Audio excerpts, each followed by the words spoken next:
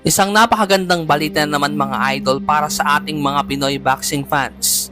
Dahil ang ating pambato na nagmula pa sa probinsya ng Ligawe, Ifugao ay nanalo via second round knockout kontra sa pambato ng Mexico na nagngangalang Anthony Jimenez, na talagang pinatunayan ni Wonderboy Carl James Martin na dapat rin itong katakutan sa kanyang dibisyon. At kaunting panahon na lamang ay mapapalapit na po ito sa pandaigdigang titulo. At marami nagsasabi ng mga Pinoy boxing fans ay ito na po ang susunod sa ating 8th Division World Champion na si Manny Pacman Pacquiao. Ating panoorin mga idol ang ating future World Champion na si Carl James Martin, Wonderboy.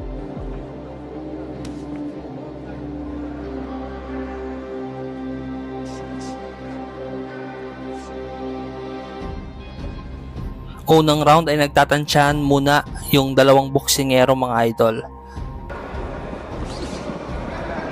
Ito yung maganda kay Carl James Martin na hindi nagmamadali, talagang kalmado lang at pinag-aaralan yung kalaban mga idol, no, bago siya bumitaw ng mga kombinasyon. Kita niyo yung binitawan ni Carl James Martin mga idol, na parang ginawa ni Pacquiao kay Keith Thurman mga idol, no. Susuntok muna bago bodega mga idol.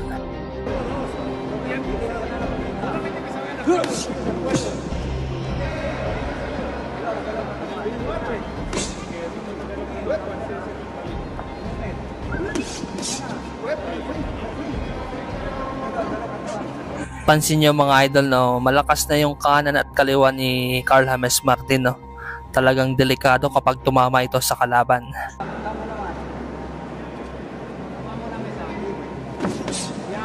Ganda doon ng patama ni Carl James Martin.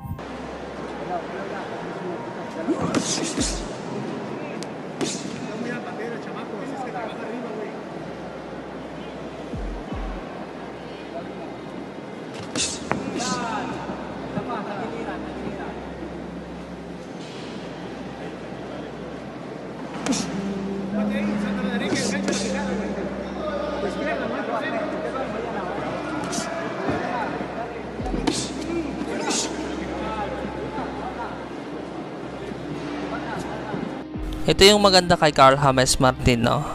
Pag-aaralan muna ni Carl James Martin yung kalaban bago ito sumugod, umatake sa kalaban.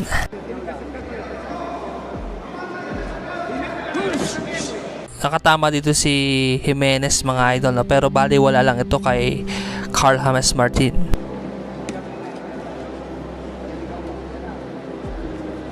At dito na po nagbibitaw ng malalakas na kombinasyon ang ating pambato na si Wonderboy.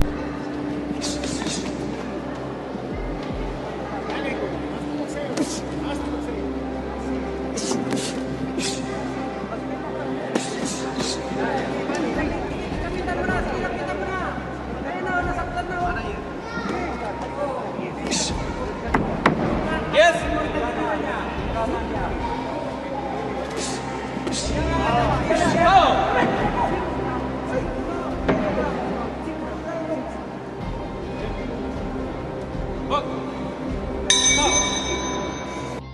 At dito natatapos ang round 1 ng kanilang bakbakan. Sa tingin nyo mga idol, sino ang lamang doon sa kanilang dalawa?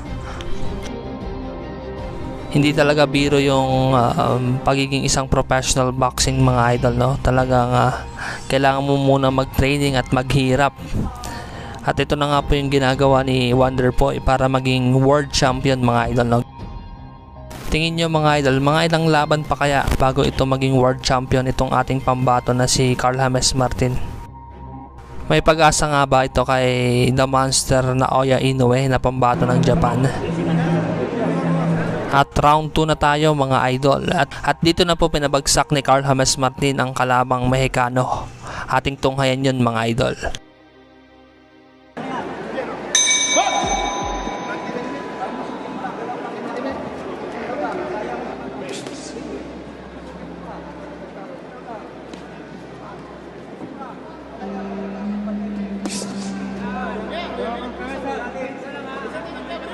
At dito na po tinapos ni Carl James Martin ang kalabang Mexicano. Sunod-sunod ang patama ng ating pambatong si Wonderboy.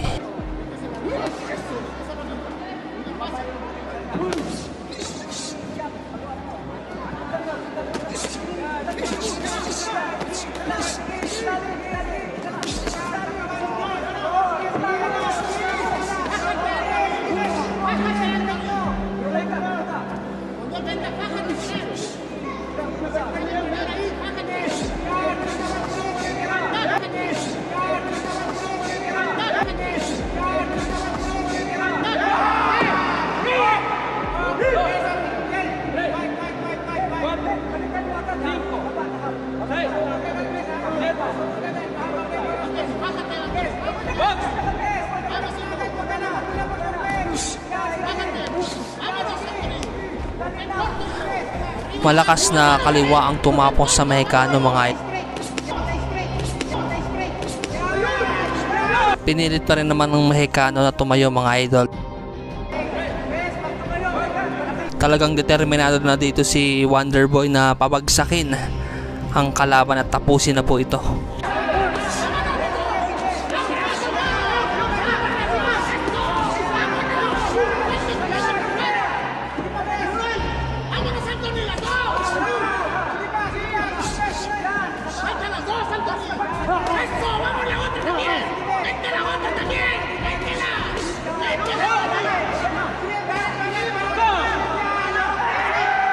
At dahil hindi na bumabato ng suntok ang Mexicano, ay agad namang ininto na agad ito ng referee.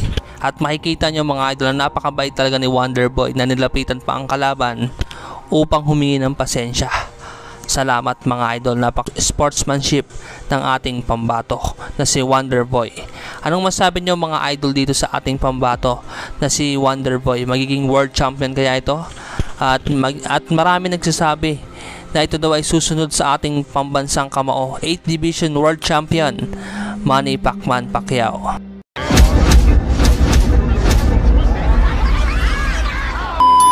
Matapos ang dalawang napakagandang laban sa bansang China na pinagbibidahan ng Pinoy na si Ronnie Baldonado, sumunod na destinasyon ay ang bansang Japan na kung saan isang malaking pagsubok na naman ito para sa ating pambato. Dahil ang makakalaban ng Pinoy ay isang undefeated at bagito pa lamang ay maaga na naging world champion. Ito ay walang iba kundi ang Japanese fighter na si Kosei Tanaka. Mataas ang kumpiyansa sa sarili ang Hapon sapagkat ayon sa kanya ay makikilala lang daw ang Pinoy dahil makakalaban niya ang tulad niyang world champion. Samantalang ang Pinoy hindi nagpapasindak at napaka-humble lang na sa laban na lang ipapakita kung paano lumaban ang isang Baldonado. May bitbit na kartada si Kosei Tanaka na 10 wins, 0 loss with 6 knockouts. Samantalang ang Pinoy naman si Ronnie Baldonado, 10 wins, 0 loss with 7 knockouts. Ginanap ang kanilang bakbakan sa International Conference Hall, Nagoya, Japan. Kaya't balikan natin mga idol, napakainit na bakbakan ng Pinoy versus Japanese. At panoorin hanggang sa huli kung paano na naman ininto ni referee ang laban kahit pa nakikipagsabayan ang Pinoy. Pero bago ang lahat, kung maaari po sana ay pakipindot ng like at subscribe button para kasama ka sa panonood ng mga boxing highlights. ハードパンチャーの相手と聞いています。さあ来ます。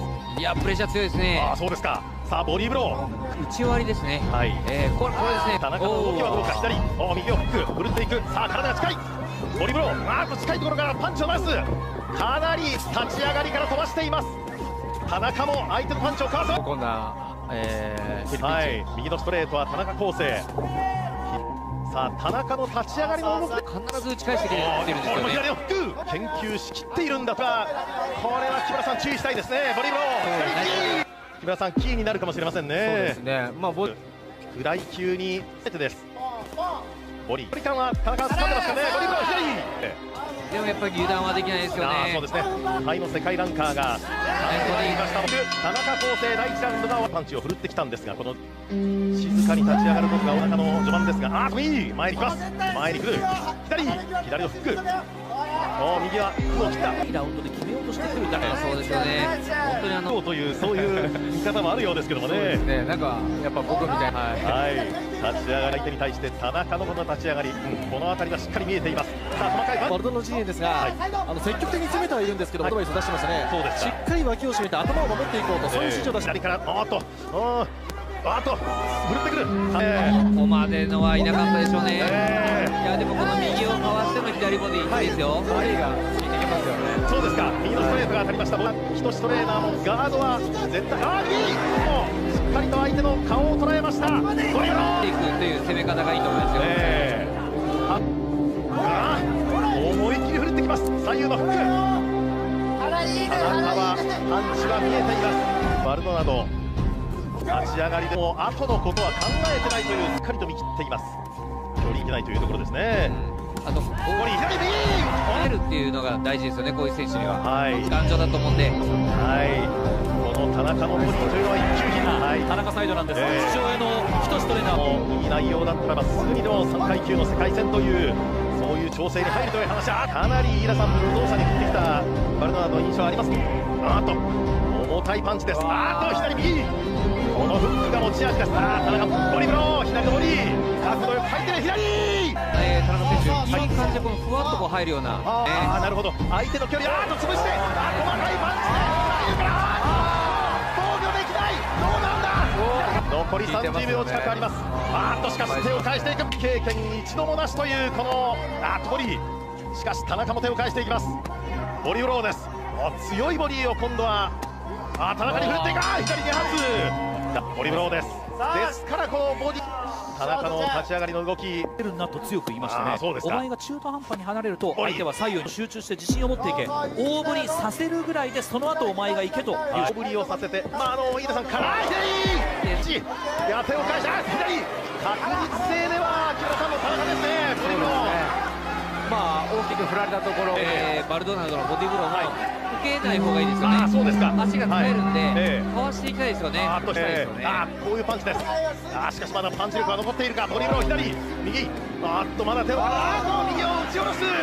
4ラウンド右細かいダウン寸前かという状況になってからが強い。効いている、クロスになった。ダウンシーンか第4ラウンド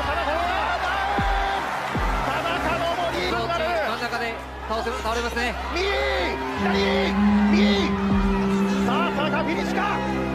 連打で追い詰めていくロープ際、足うまく使いたいですね。足ダウンを奪っている田中康生の世界前哨戦、このタフネスの相手に田中康生の世界前哨戦、ダウンを奪っている第4ラウンド、フィニッシュのシーンを迎えるか。細かいパンチ、どうか。しかし手を返していく。残り見事な頑張りを見せている。左右ボディブロー、まだ強いパンチを持っているか。逆に田中が射入に前に行きます。こういう乱戦になっても相手の土俵に立ってもという田中康生の攻め、前に行きます。右どうか。手を返す。まだ手を返す。バルドナド田中康生サイドの人志トレーナーはですね、左ボディだけで倒してこいという指示でしたね。左手ボディは効いています。ボディブロー、詰めていく。ボディが効いている。ボディブロー、今度は右のボディ、まだ手を返す。今度は返していけというそういう指示をします。この世界ランカーにとってみてもトップコンテンダーの田中を相手にボディブローでダウンも奪っている。もう一つボディ、くの字に曲がっている。またボディ来た。左を振っていきます。細かいパンチ、ボディ構成が前に来る。左必死に向けてという木村さん展開にはなってますけどもね。倒れないですね。見てるんですよね。勝って世界3階級制覇に向かいたい田中康生、ボディブロー。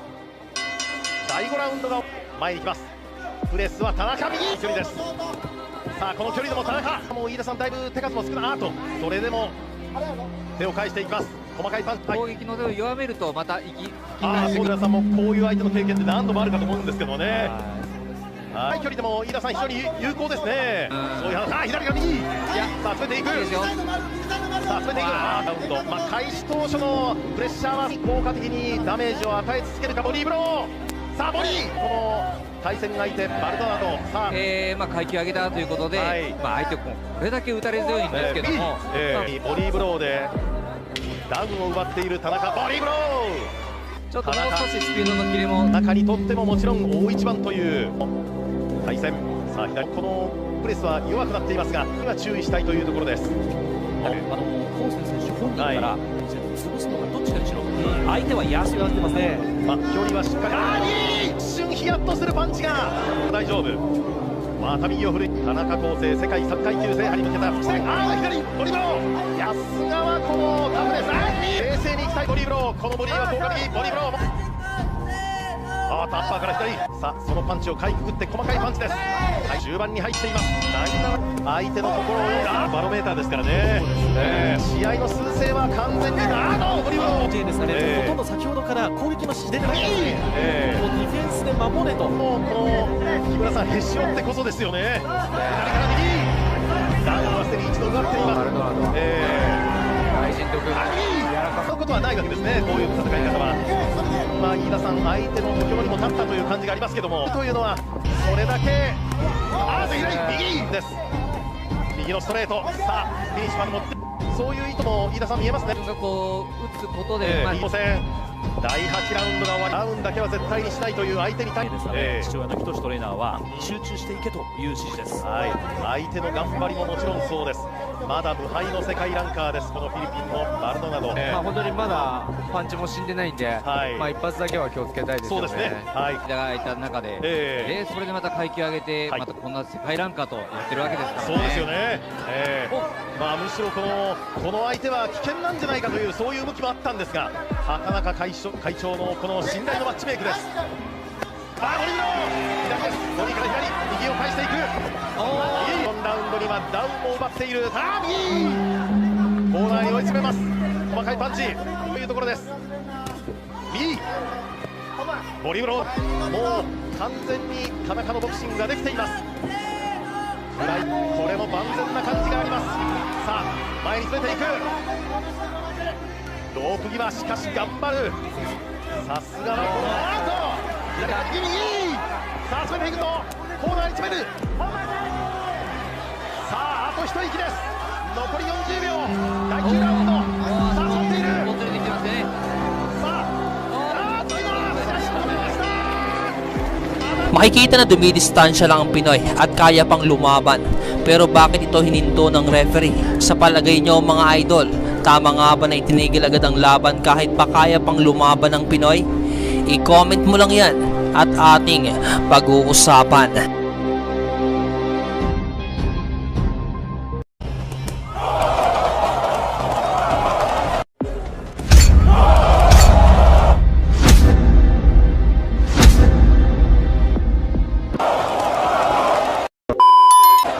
Pagising ng umaga, magte-training ka ng gusto para mapaghanda ng itinakda ng iyong laban.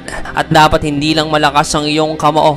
Nandyan din ang tibay ng iyong pangapangahan na animoy kahit pasing bigat ng maso ang dumapo sa panga mo, ay dapat nanatili ka pa rin nakatayo sa harap ng iyong nakalaban. Ganyan po mga idol ang senaryo na itatampok ko sa inyo. Na makailang ulit naman ang singbigat ng maso ang pangapangahan ni Kabayan, pero nanatili pa rin itong nakatayo sa harap mo. Taong 2025 nang mapadayo ang ating kababayan na may alias Last Sigma na si Christian Avila sa Forum de Macau, China, para sagupayan ng hometown Chinese boxer na si Li Shanli, na kung saan mga idol ay sa dalawang huling laban ni Li ay knockout po ang inabot ng kanyang nakalaban.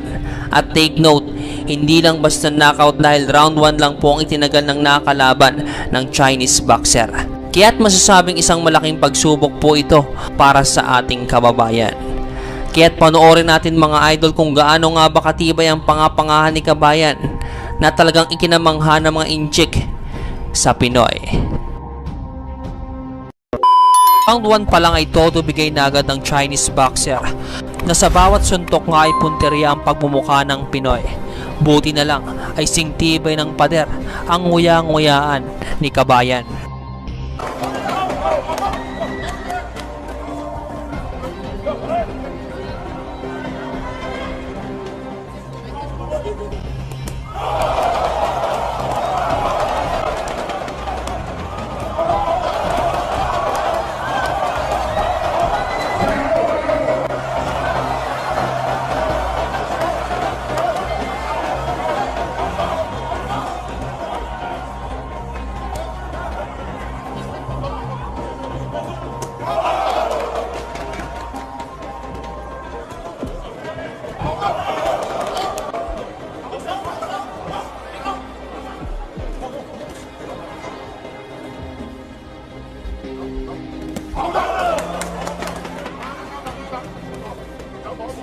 はい、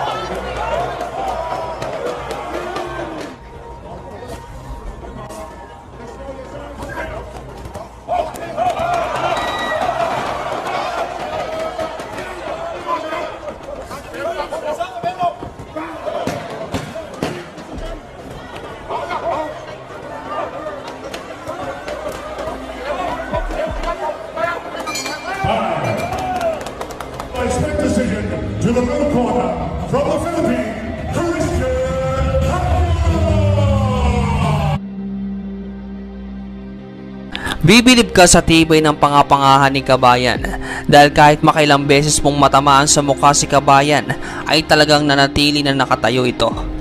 Anong masasabi nyo sa tibay ng panga ni Kabayan? I-comment mo lang yan at ating babasahin.